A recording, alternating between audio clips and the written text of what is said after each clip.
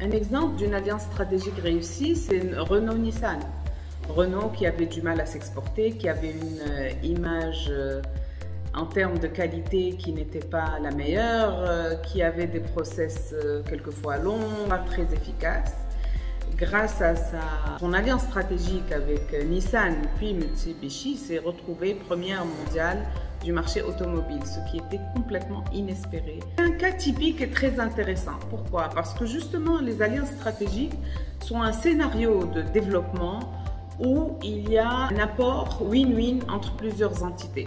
Il est fini le temps où c'est vraiment le développement qu'on appelle organique, c'est-à-dire un nouveau client qui me fait plus de chiffre d'affaires, j'investis grâce à ces gains et je grandis. Ce développement est beaucoup trop lent par rapport au rythme de développement économique mondial depuis les années 80. Les entreprises se développent aujourd'hui grâce justement aux alliances stratégiques. Alors, qu'est-ce qu'ils y gagnent et pourquoi ils le font? Généralement, les entreprises sont fortes, soit dans leur process, leur manière de travailler, soit dans leurs ressources humaines, les experts qu'ils ont, soit dans leurs ressources financières, soit par leur image et accès au marché. Et généralement, les entreprises ont l'un ou l'autre, ou l'autre, ou l'autre. Il est très rare de rencontrer des entreprises qui ont tout ça à la fois. Du coup, ils recourent à ces alliances stratégiques. Alors, le cas de Renault-Nissan, vous avez l'historique, vous aviez le process japonais qui est efficace, qui est rapide, qui s'améliore en permanence.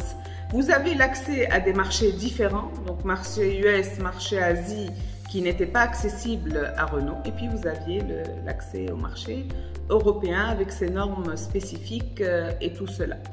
Vous aviez donc les 4 éléments, les finances, le marché, le process et les hommes et femmes bien sûr qui se mettent en musique et qui donnent lieu aux meilleures alliances stratégiques.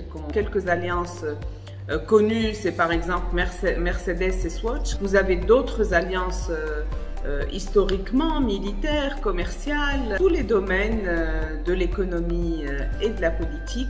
Les alliances stratégiques sont donc incontournables pour le manager. C'est un module pour ça, pour étudier les alliances stratégiques, comment les réussir, et ça aura lieu à Medtraining le 18 mai dans le cadre du Mini MBA, un programme d'excellence managériale qui contient 12 modules différents, dont les réussir des alliances et des partenariats stratégiques.